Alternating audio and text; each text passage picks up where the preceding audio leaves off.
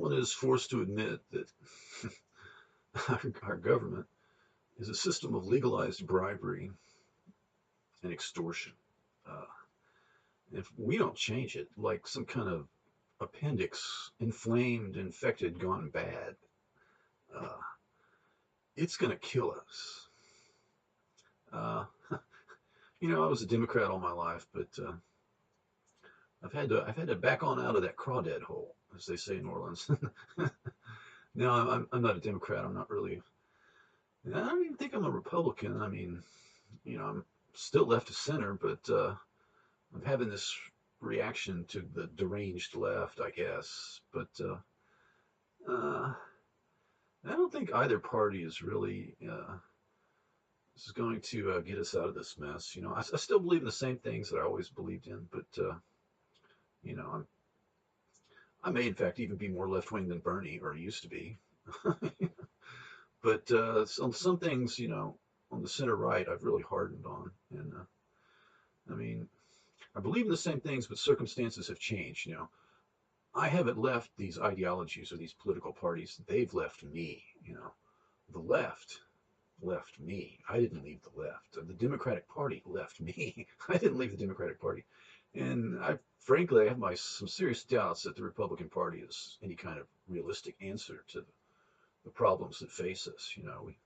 We've got to leave this ideology thing behind, uh, the party loyalty, and we need to practice pragmatism and realism, logic and reason.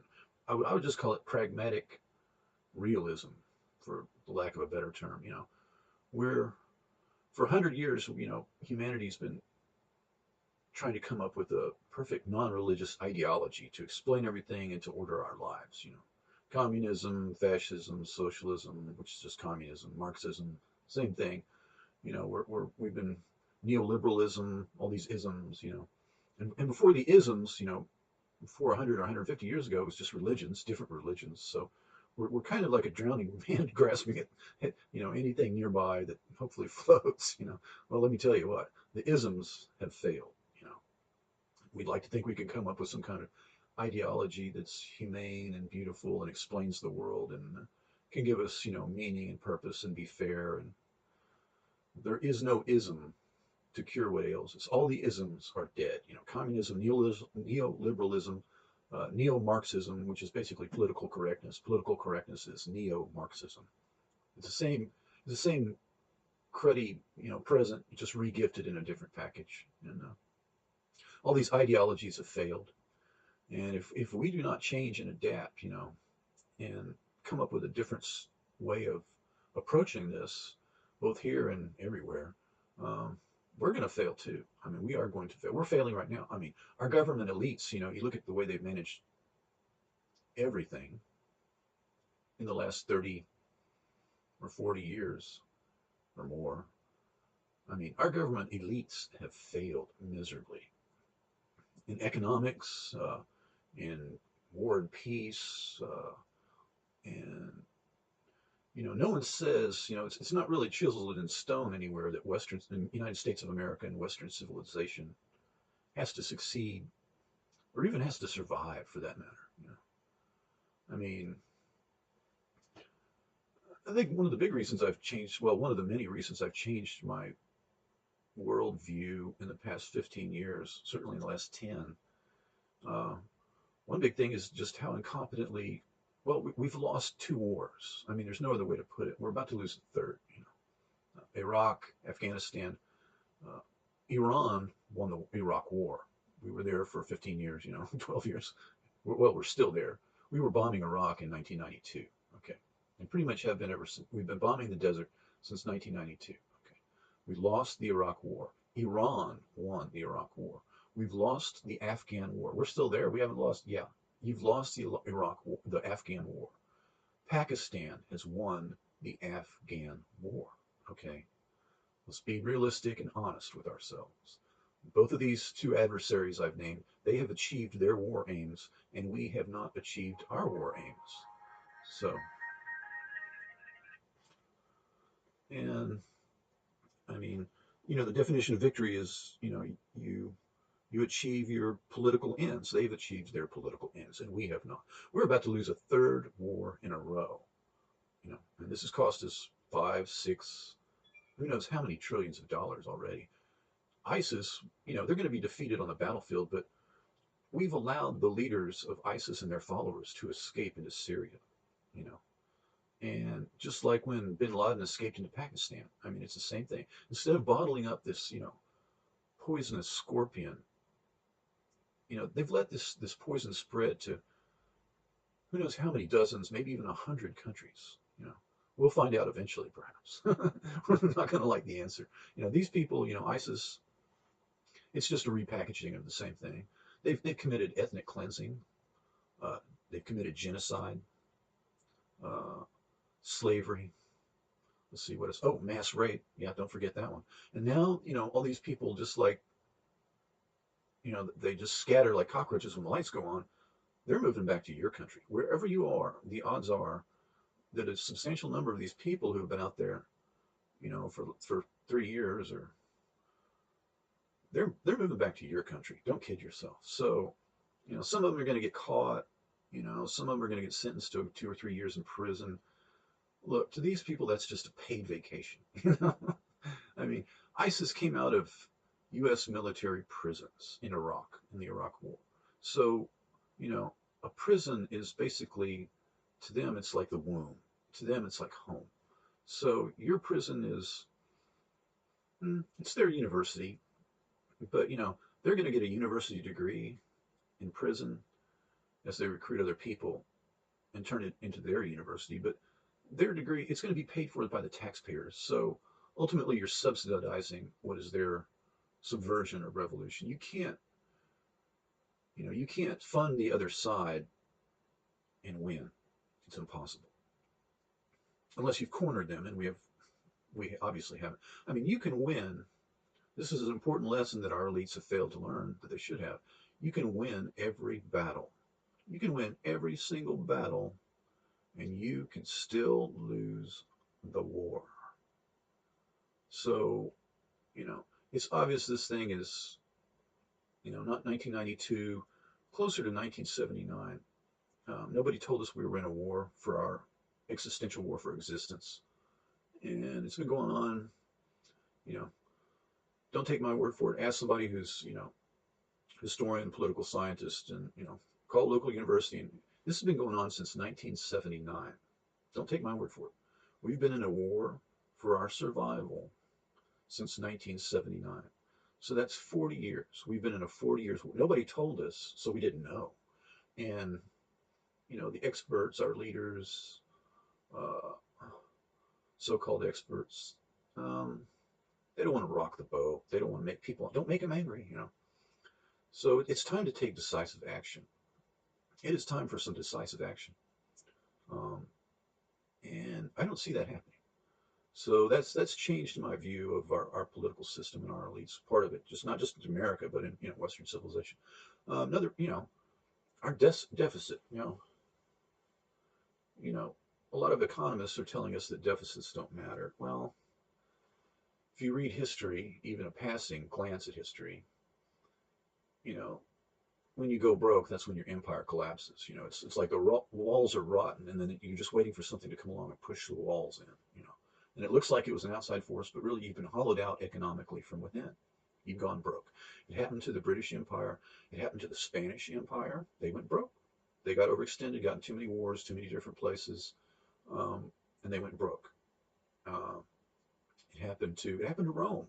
Rome went broke. It took them because of bureaucracy and because of a bloated military and a bloated government bureaucracy, basically. There was other reasons, but the main reason they collapsed is because they went broke. Okay, so in the last 20 years, our trade deficit has gone from $100 billion to nearly $1 trillion a year. At one point it's gone down a little bit, but not much. And everybody talks about free trade as some kind of mantra and some kind of good in and of itself. Well, talking free trade is, the religion of free trade, is the rhetoric of free trade, that's all well and good. But historically, countries that sell more than they buy, they grow rich. And those countries that buy more than they sell grow poor. A $1 trillion a year trade deficit is unsustainable. It is, in fact, the largest trade deficit in human history. I mean, no other country has ever had $1 trillion a year trade deficit or anything like it, even adjusted for, inflation, etc. If this continues, basically our population is going to be left on the side of the road living in a proverbial cardboard box. Our national debt has exceeded 100% of our gross domestic product. And when you do the math and you consult the experts, you realize that we are right now at a tipping point. It's like when you're going in a roller coaster, and you clack, clack, clack, clack, and they snap the little, bar shut, and you got your seatbelt on, and you're kind of nervous because you don't do many roller coasters, and you're kind of kid, and clack, clack, clack, you're climbing up well, that's the increasing debt, clack, clack, clack, clack, and it takes a while to get there, but once you get to, over 100% of your gross domestic product in debt, then the interest payments, begin to increase out of control. And you can see this going on, has happened in banana republics and not just historical regimes, but right here in the Western Hemisphere, this happens all the time. And what has happened, in these banana republics, what has happened in these historical empires, this will happen here. Clack, clack, clack, clack. And there's a little pause, you're cresting the top and you're in the front and you look down, and there's we're basically at that point, I would say not exactly at that point when the interest payments go out of control, but within 10 years at the current rate of spending. So that's basically at the top of the crest is where we're at right now. Now, the people in these banana republics, what they do, the rich people, is they take their money and they run to Miami and put it in the bank. And they just de facto, since time immemorial, the rich people in Central, South America, and Mexico, they don't even bother to bring their money home. They leave it in the bank in Miami Beach, Miami, Florida. It's like they go there to shop, or they go to Madrid, Spain to shop and visit their money. It's because that's what happens in those places, those banana republics. They're used to this.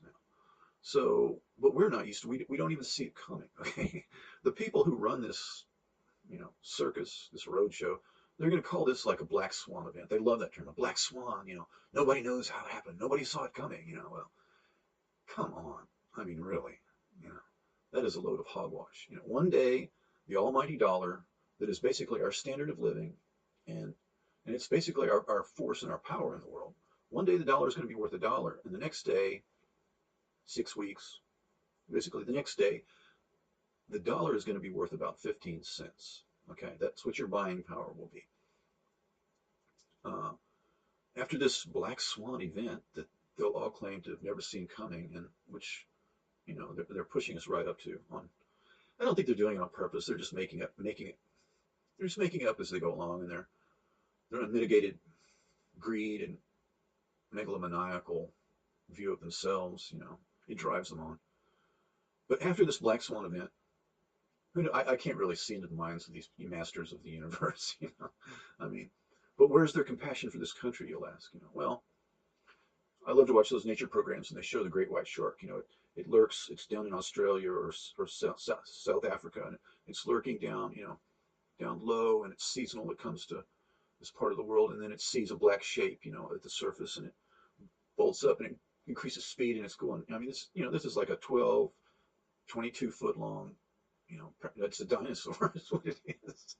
It's an eating machine, and it hits this. It's a seal at the surface, swimming at the surface, and it sees the black, silhouette, and that just triggers it, and it hits the surface going about, 30 knots, and it uses its snout as like a blunt force, and it rams into this seal, which weighs, the seal weighs like, 40 pounds, give or take, or usually they're even the young, so they're smaller. And it lifts it, the shock wave of getting hit by this, enormous beast drives the seal up into the air.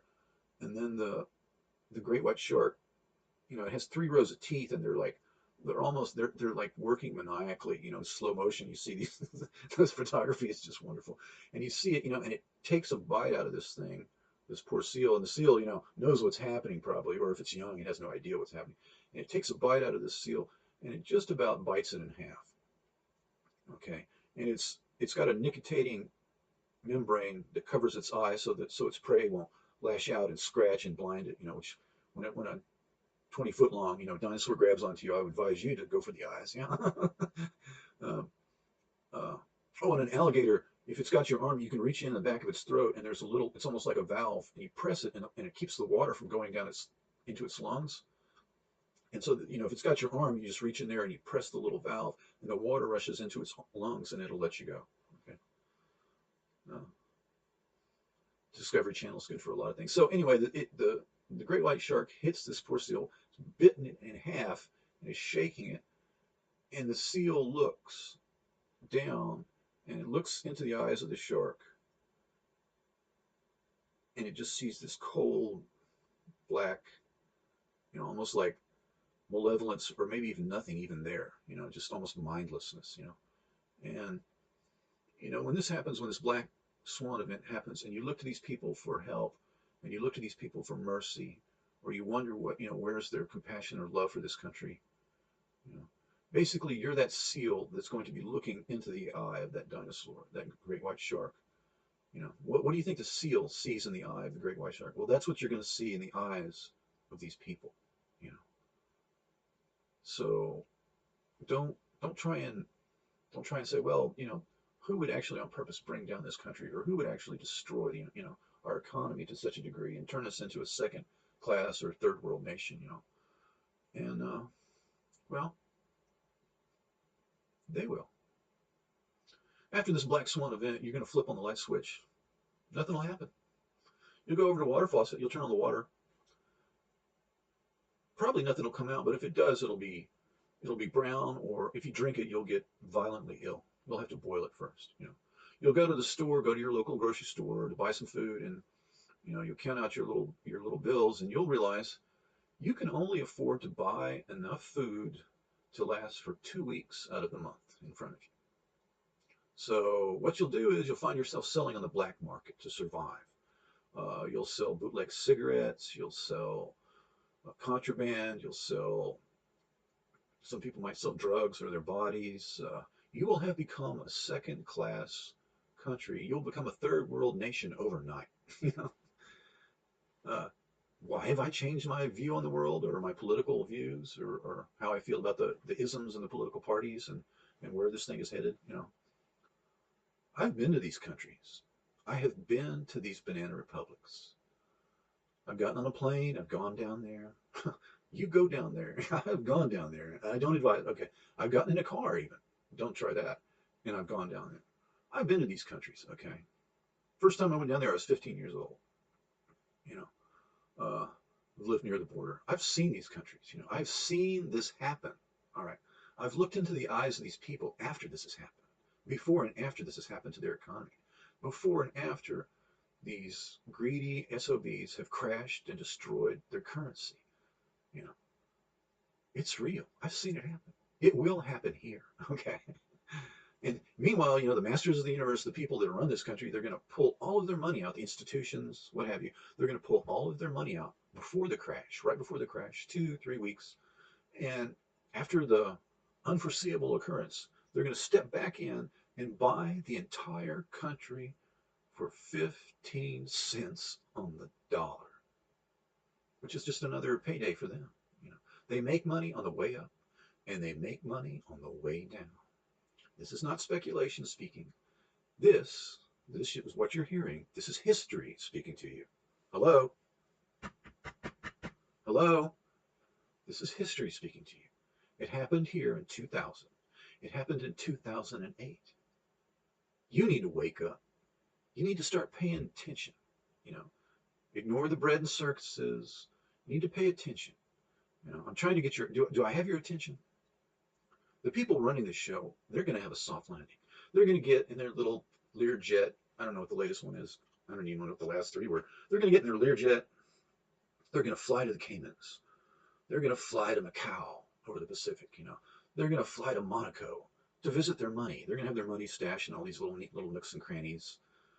They're going to fly over you, right over your house. They're going to fly over you on their way from LA to New York or Miami. They're going to fly right over the top of you. at 30,000 feet, and they're going to wave, "So long, sucker." They are. They're gonna be drinking, you know, $200 bottle libations and snickering out the window. In the last 20 years, these people have deindustrialized the United States and sent our factories to southern China.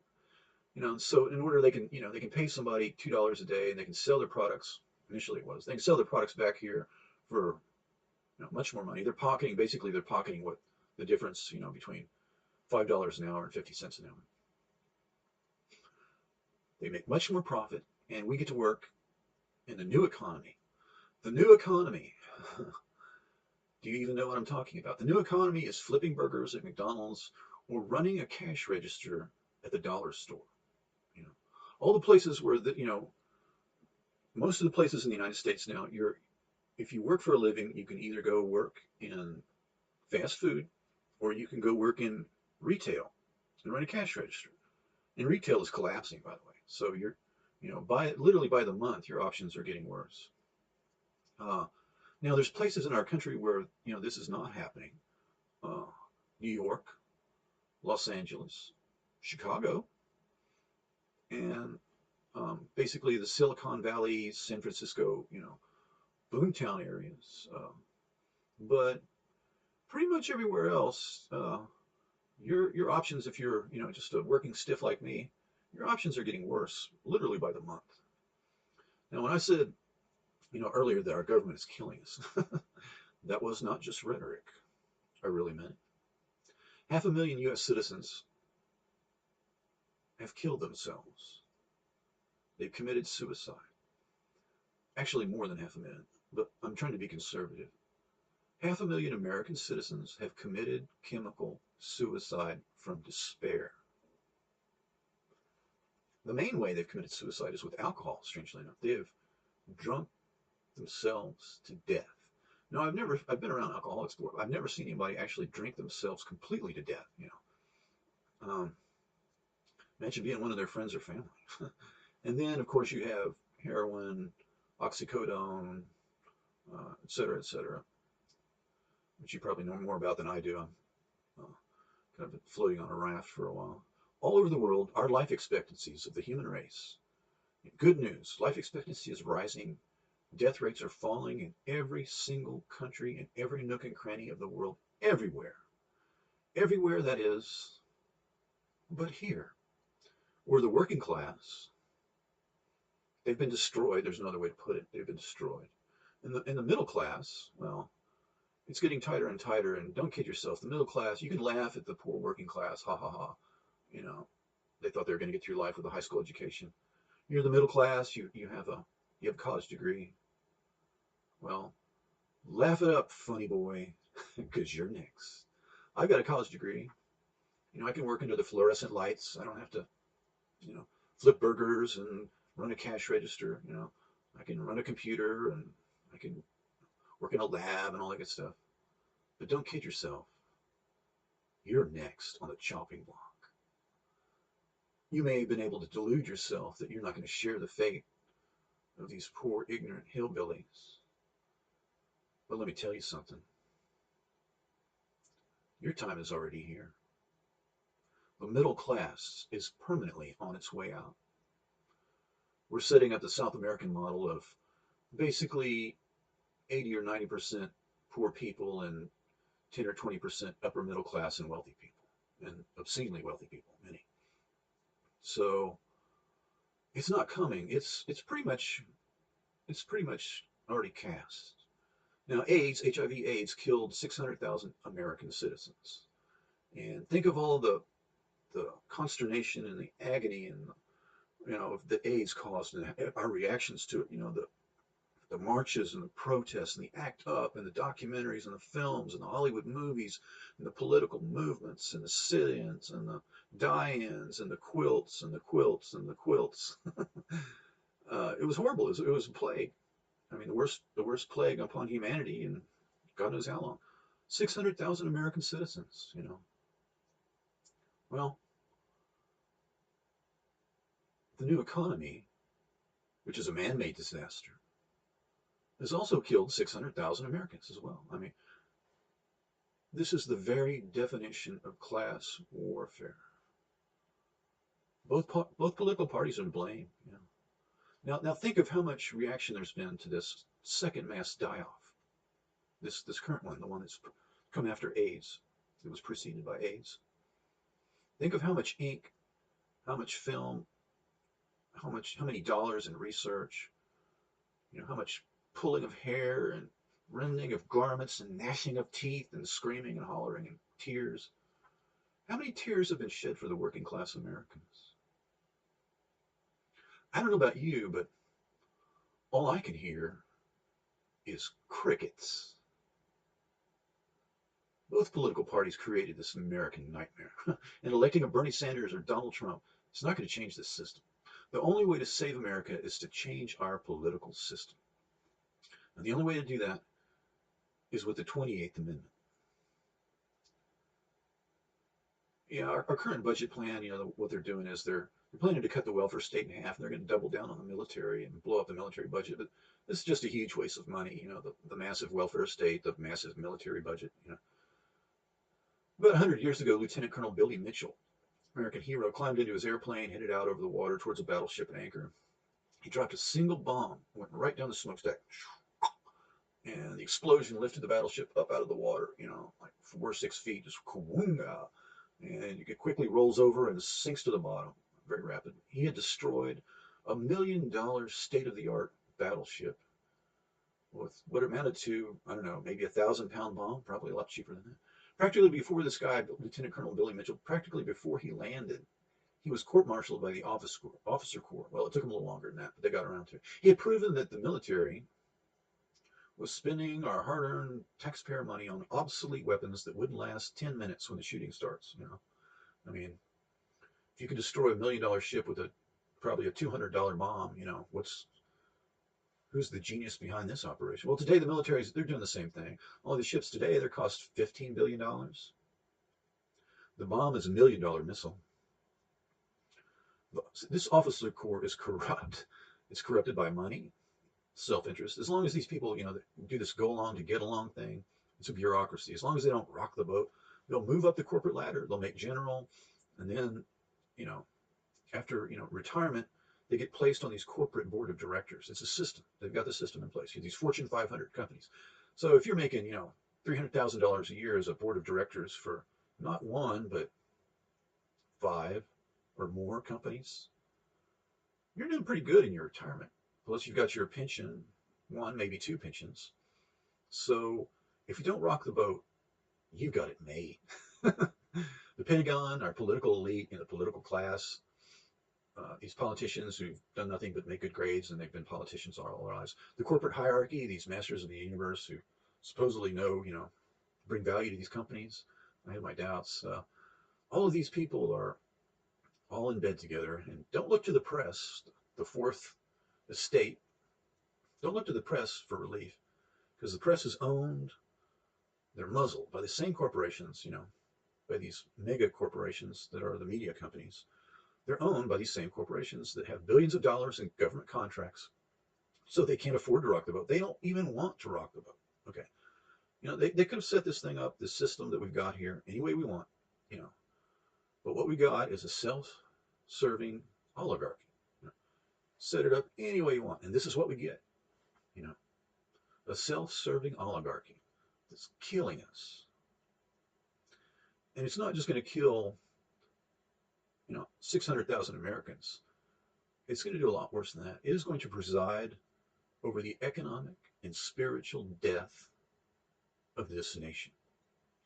And, our beloved, vaunted military is not immune. So don't look to any of the power centers for relief. How are we going to stop it? You're paying attention. We need the 28th Amendment. They're telling us that everything is fine, the war is fine, the economy is fine, immigration is fine, planet Earth is fine. We're losing our country. We can feel it, just look in each other's eyes. We can feel it. It's slipping away, drifting out, out with the tide, drifting out into deep water, slowly sinking, sinking away. You can just feel it, sinking away into darkness. I mean, most of us, we're not graduates of Harvard Law School. If we're lucky, we're graduates of the School of Life. But we know what we're seeing. We're seeing our country fail. The price is going to be heavy. You know, democracy, this republic, it's an experiment. It began 2,500 years ago in Greece and the Greek city-states. Dozens or maybe hundreds, I don't know, of little experiments in government, accidental laboratories, and democracy ultimately, prevailed, was the best experimental outcome, worked the best, had the best returns, the best results. So they took up democracy because it worked. And Western civilization, these Greek city-states invented democracy. And then they went on to invent science, mathematics, the theater and the arts. Basically, the entire modern world that we live in today. Athens was the pinnacle of this, Greek civilization. But after a while, they get careless. They get overreaching. They think, kind of like we do, that they're just a permanent fixture, political, economic, social fixture on the earth. They get careless, overreaching, complacent. They failed bad. They went down hard. Rome took up the republic, not long after. And then eventually, Rome too failed. So after Western civilization collapsed, about 1,000 years in, if you don't count Constantinople, a theocracy, a religious rule took over. It was the end of democracy, the end of science, the end of intellectual freedom, the beginning of 1,000 years of darkness when democracy failed. In 1862, President Lincoln called America the last best hope of the human race. Back then, when he was speaking, the entire world was basically ruled by kings and dictators. We were the only democracy in the entire planet. A single light in the darkness, like a little candle in the wind, Sorry, that's a little overused. But, it definitely looked like this light was going to go out. The winds of change were definitely blowing. But instead, we persevered somehow, saved ourselves, defeated the evil within. And basically, in so doing, we saved the world, And we went on to create our meritocracy, this explosion of creativity, 1870s, 80s, 90s, and then the technological explosion, the age of machines. But not only that, in the last century, we saved the world from fascism, communism, just courage, determination, bravery, and strength of arms, belief in ourselves, And all of this has culminated now in a global standard of living, this victory over these evil empires. We've got a global standard of living that's nothing short of a miracle. It is, it's a miracle. And it came out of basically the American peace, the Pax Americana, almost like the Roman peace. So our post-war economic rules-based order has been like a fair deal, the fair deal from the 30s, only for the whole world, all the nations.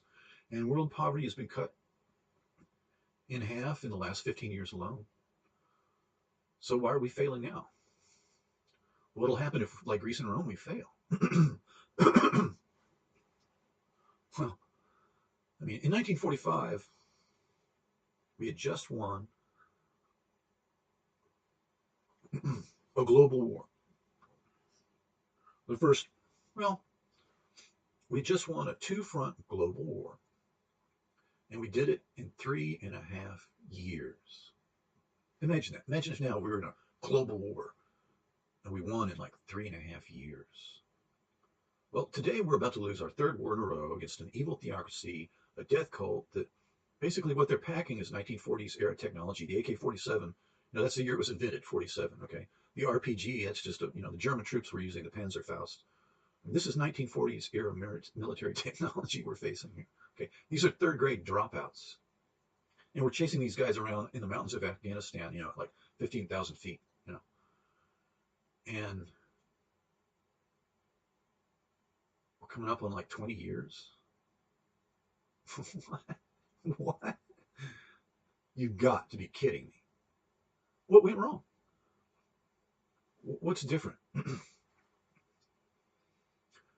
In the 40s, all through the 70s, our leaders, these were people that grew up in farms and ranches. They were raised by people that did grow up on a farm or a ranch, And on a farm, if something breaks or it's going to get fixed, if something needs to be built, it's because you're going to do it, If you're going to get something to eat, it's because you planted the seed, you tended the soil,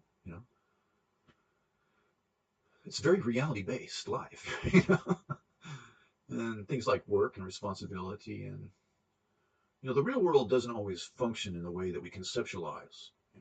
So it's very grounding. Now, today, our leaders are people who got good grades. They're good at taking tests, they talk a good game, but they have little or no real world experience other than making good grades and being really good at taking tests. I mean, be honest, they're well meaning, but they're self interested. They're about themselves. They're not self sacrificing. They're not stoics like our grandparents and great grandparents. These people are a completely different kind of animal.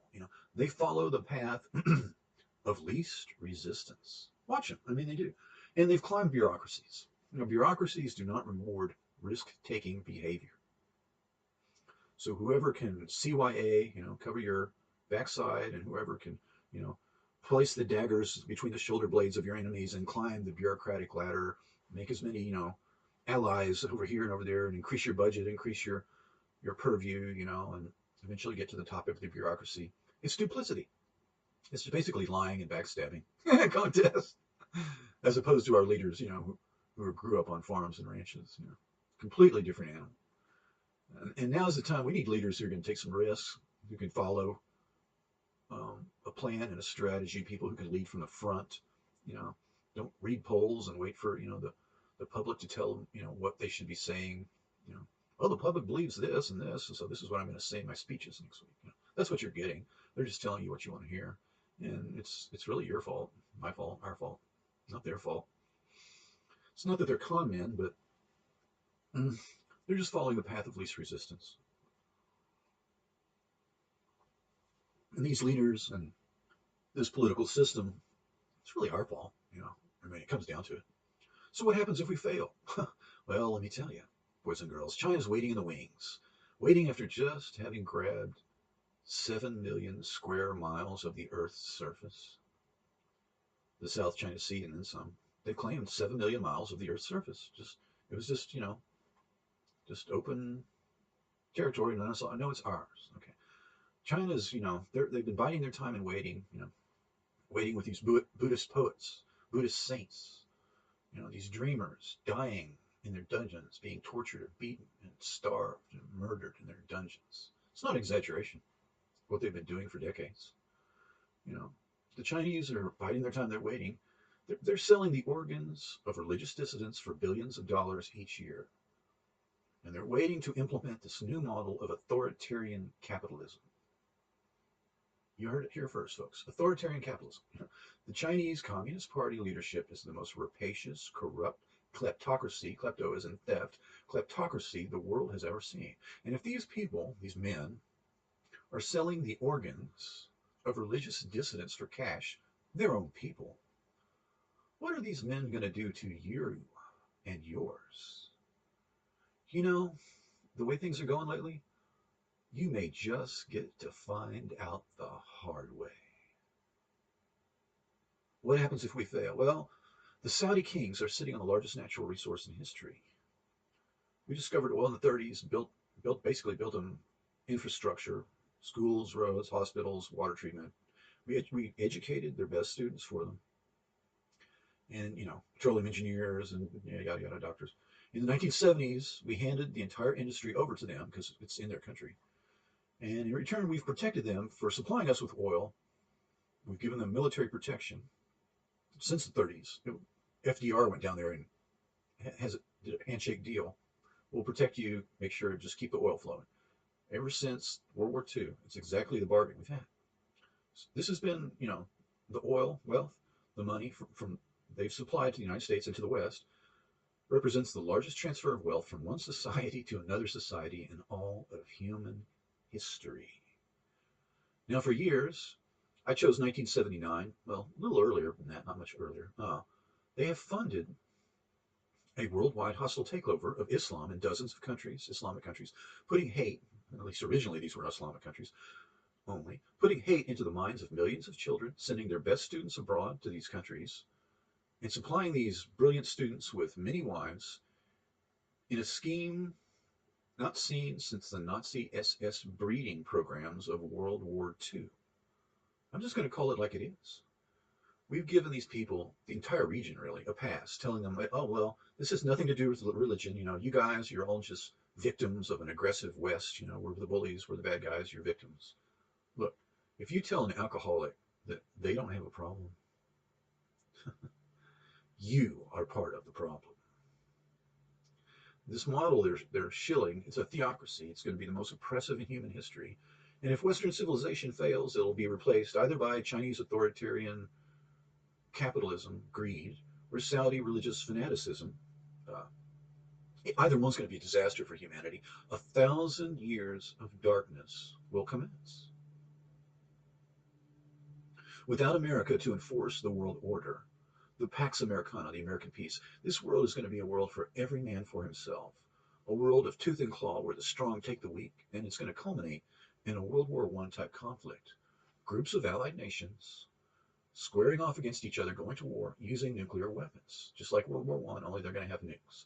This is going to be a disaster for humanity that even the worst pessimists can scarcely imagine. Okay, so how do we win? How do we not fail? Don't ask how we don't fail. How do we win? Well, the West, United States, and our allies must stop sending $1 trillion a year to China. The West must stop sending $1 trillion a year to the Gulf states, to the Saudis. If we don't stop funding the opposition, nothing else we do will really matter. Now, the only way to do this is to reform our political system. Politicians don't protect the interest of voters, okay?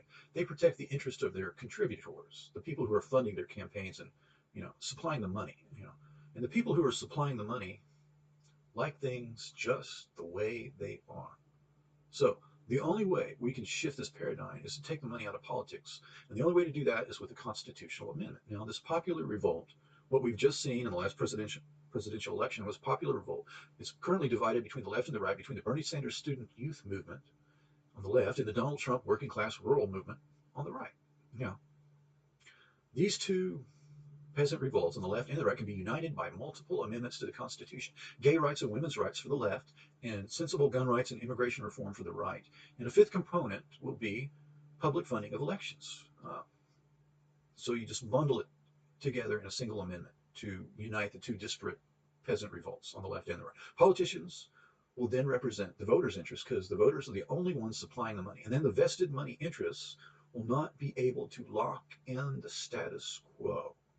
And then you can fight, you win this one battle and you can fight 100 separate different battles and win them afterwards, including changing the economic, political, and military order that is failing us, failing Western civilization, failing the United States of America. Armed with the 28th Amendment, we can make the 21st century an American century. How are we going to accomplish this? Economic boycott. That is, the Montgomery bus boycott, all modeled on that. All successful revolts are basically economic boycotts. And direct action. We can pressure Congress to pass this amendment, the 28th Amendment, with a two-thirds majority, and then we move on to the state capitals and until 3/4 of them have passed the amendment. We withhold our money, we petition, we march, come together, and once a month, have fun, have a big giant concert. If it's good enough for famine relief, it's good enough for political relief. So once a month, we'll have the last weekend of the month, we'll have a massive concert. This could shape up to be the most entertaining, the most peaceful, the most fun peasant revolt in all of history. So we'll use the carrot and the stick. Now this is going to be a leaderless revolt. Anyone who sinks their battleship, so to speak, like Colonel Billy Mitchell, is going to face the full wrath of the powers that be. If you want proof that this is the correct message, look no further than the backlash, because the stronger the truth, the stronger the reactionary response against that truth. But we can persevere, no matter what they throw at us, turn this nightmare back into the American dream. Because, America, we deserve the big idea America, like the moonshot America. We are a can-do people. So we deserve the intellectually fantastic nation of infinite possibility returned to us, Before Vietnam and Watergate and JFK and MLK disillusioned all of us, we want the America back that knows right from wrong and good and evil, and a quintessential hero nation that can destroy an evil empire and go to the moon at the same time. Who does such things? Well, we do. We certainly did. We want that nation back that knows its place in the world, instinctively believes in ourselves, this instinctive belief in ourselves, that we can overcome any obstacle in life. That's what the World War II veterans had. And that's what made, the following decades, so memorable. What made that an American century was this psychology of victory. We're still that country, self-reliant, intellectually fantastic, courageous, kind, honest and hardworking, generous. We need our mojo back, that black magic, that certain something, that sparkle in our eye, because we're the future. We're the answer. We are the indispensable nation. We believe in that dream that is America, and this dream still lives. We are the dream of the world, and it's our duty to make sure that this dream never dies. So the 28th Amendment is the kickoff to the 21st century, the American century. And we're all invited. It's going to be a lot of fun, but it's not going to be easy. Well, God bless all here. And I really appreciate you taking the time and joining me. I've enjoyed it. And God bless all. God bless America. And thank you very much. My name is Marshall Gregory Thomas. Thank you.